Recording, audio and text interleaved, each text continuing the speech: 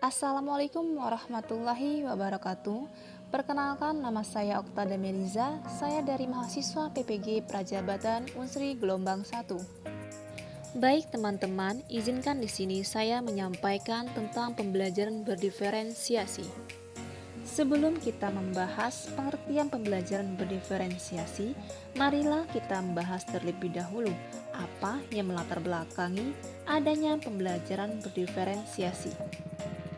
Teman-teman pasti ingat kan, pada saat sekolah dulu, kita dan teman-teman itu memiliki minat, bakat, serta gaya belajar yang berbeda-beda. Ada teman kita yang hobi menggambar, ada teman kita yang hobi dalam berolahraga, ada juga teman kita yang pandai dalam berhitung dan juga menghafal. Kira-kira apa ya yang membuat perbedaan itu? Lalu, bagaimana Anda sebagai seorang guru dalam memenuhi setiap perbedaan karakteristik peserta didik Anda? Sebagai seorang guru, kita harus paham bahwa setiap individu itu berbeda. Begitu juga peserta didik yang akan kita ajar di kelas nanti. Oleh karena itu, seorang guru harus memiliki keterampilan yang luar biasa agar mampu memenuhi kebutuhan belajar peserta didik.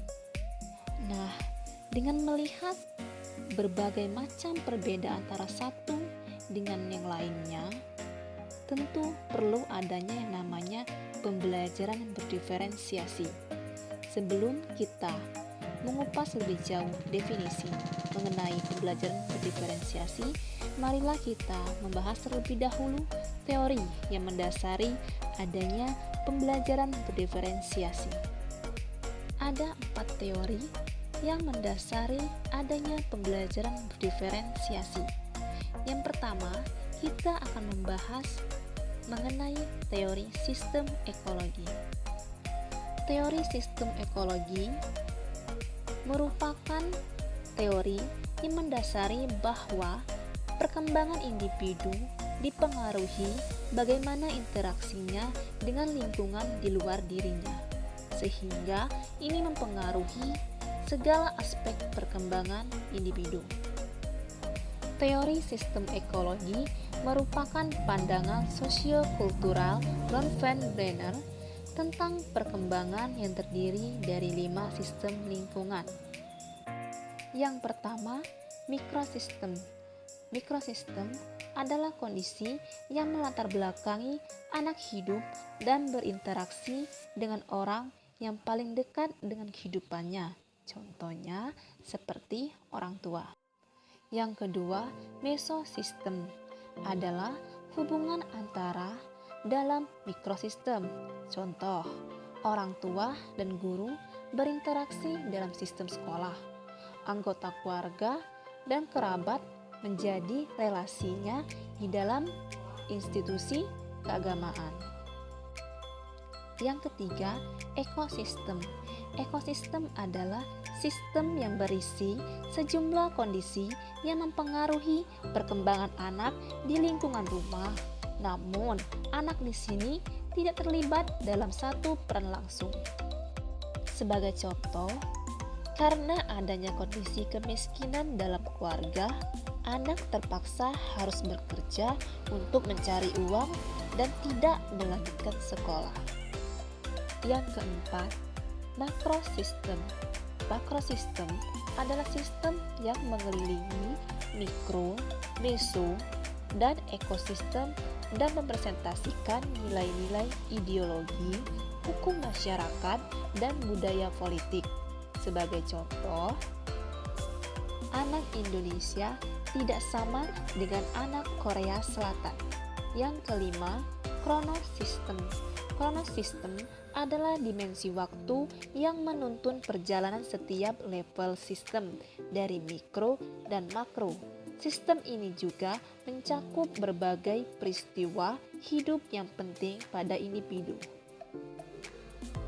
Teori yang kedua yaitu multiple intelligence atau kecerdasan majemuk. Teori ini dicetuskan oleh Howard Gardner, seorang psikolog perkembangan dan profesor pendidikan. Dalam teori ini, bahwa intelijensi bukanlah kemampuan seseorang untuk menjawab soal-soal tes IQ dalam ruang yang tertutup dan hanya konsentrasi pada soal itu tanpa ada gangguan dari lingkungan luar. Akan tetapi, intelijensi memuat kemampuan seseorang untuk memecahkan persoalan yang nyata dan dalam situasi yang bermacam-macam. Nah, dapat disimpulkan bahwa setiap orang memiliki berbagai macam kecerdasan. Dalam hal ini, ada 8 kecerdasan menurut teori multiple intelligence. Pertama, kecerdasan verbal linguistik. Yang kedua, kecerdasan logis matematis. Yang ketiga, kecerdasan spasial visual. Yang keempat, kecerdasan kinestetik jasmani. Yang kelima, kecerdasan musikal. Yang keenam, kecerdasan intrapersonal.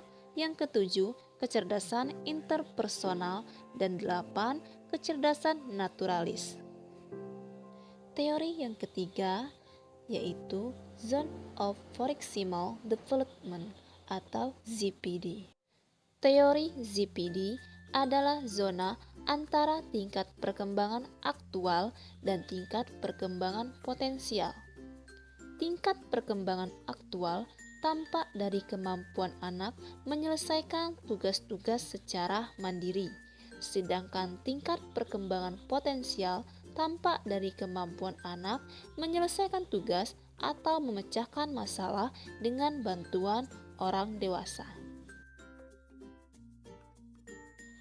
Teori yang terakhir yaitu learning modalities. Perbedaan peserta didik dalam pembelajaran juga dapat dilihat dari segi yang lain, yaitu learning modalities atau modalitas dalam belajar, yang kerap salah diinterpretasikan sebagai gaya belajar. Learning modalities biasa dikenal dengan VAK atau visual, auditory, dan kinestetik. Nah, sampai di sini mungkin kalian sudah familiar bukan dengan istilah ini? Apa itu VAK atau learning modalities?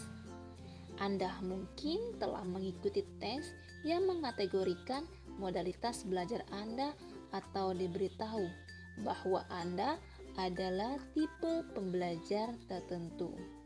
Nah, karena itulah learning modalities kerap dikaitkan dengan gaya belajar atau tipe belajar.